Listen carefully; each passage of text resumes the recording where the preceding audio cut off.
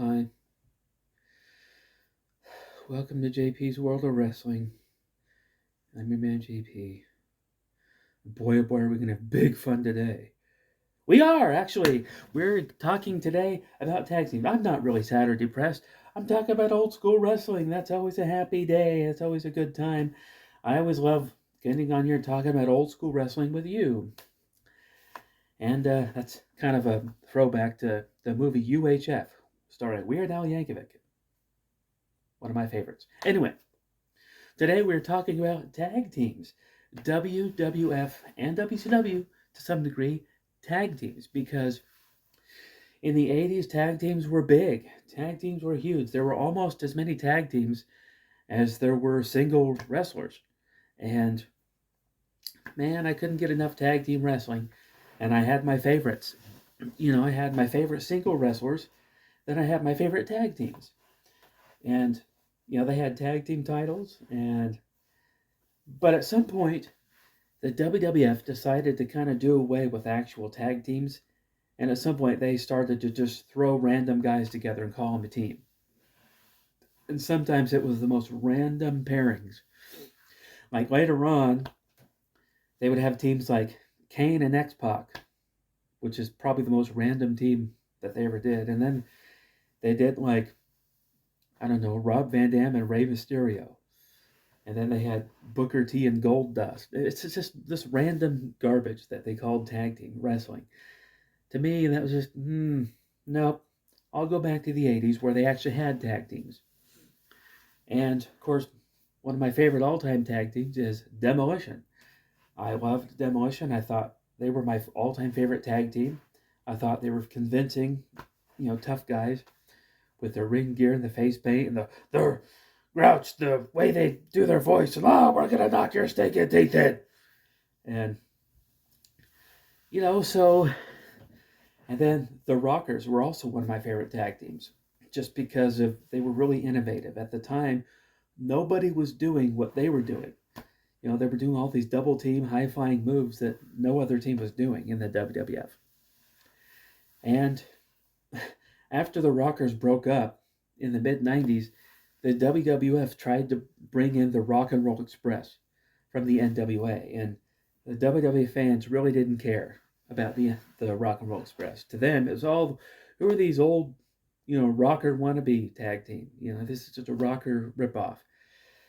So it was really just the NWA's version of the Rockers, and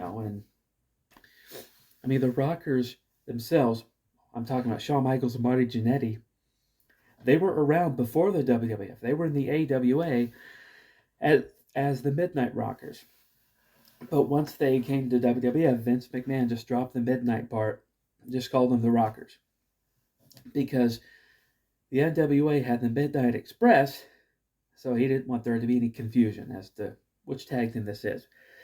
So, Midnight Express is another one of those unique tag teams. I thought they were pretty good. They were an NWA team, and I liked the Midnight Express as a heel team.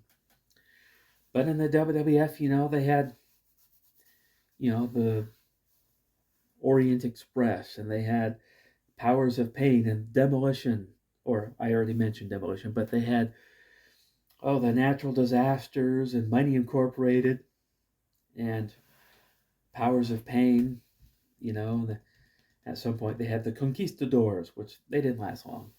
But yeah, all kinds of tag team. They had the Young Stallions, which I think they were trying to build them up to be this impressive team, but they kind of fizzled out. They broke up, and I think it was Jim Powers and Paul Roma. But Jim Powers basically became enhancement talent, and Paul Roma became just slightly above enhancement talent. Then he started tagging up with Hercules and Powers of Pain, or Power and Glory. That was the name of the team. So, you know, and the Bushwhackers, another really fun team. The Fabulous Rougeos, there was all these tag teams, and I just loved the tag team division. The Hart Foundation and the Bulldogs. Two all-time WWF great tag teams, and I just loved tag team wrestling. And I was just as much invested in tag team wrestling as I was single wrestling. And to me, the tag team championships, it was almost as important as the single championships. And I always thought that it would have been a trifecta to have a pay per view where all three titles were on the line, being the tag team titles, the Intercontinental, and the WWF title. So sometimes I wondered, like, maybe if they could have come up with a wrestling show that was all tag team and a pay per view that was all tag team matches. But then again, maybe not, because people like variety.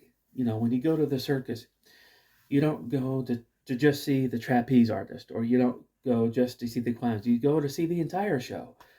So it's good that WWF had like some tag team matches, some single matches, some intercontinental matches, maybe some big heavyweights, a whole variety, some high flyers, some brawlers, some grapplers, the whole mix, and a lot of tag teams would have one guy that was kind of the power of the team, another guy that was kind of the technical wrestler of the team, like the Hart Foundation. Jim Neidhart was the power, Bret Hart was the technical, was the technique, but other teams were both power. Other teams were both grapplers, other teams were both brawlers, it was just a fun time in the WWF. It was just a fun time to be a wrestling fan. And I miss those days. But we'll see what happens. Apparently Vince McMahon is no longer in charge of the WWE, so let's see what happens. Maybe some good stuff will come from that. I don't know. We'll see what happens.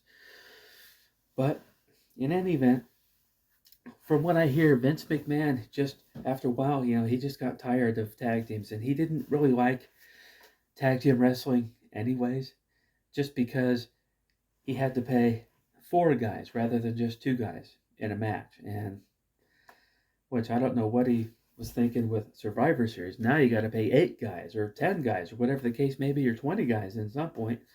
So anyway, but yeah, that was just. And actually, Survivor Series, that's like the epitome of tag team. That was like multiple man tag matches. But anyway, so tag team wrestling. What are some of your favorite tag teams? Leave them in the comments below. And that's going to do it for this video. So if you are new here, go ahead and like the video. Please feel free to subscribe to the channel.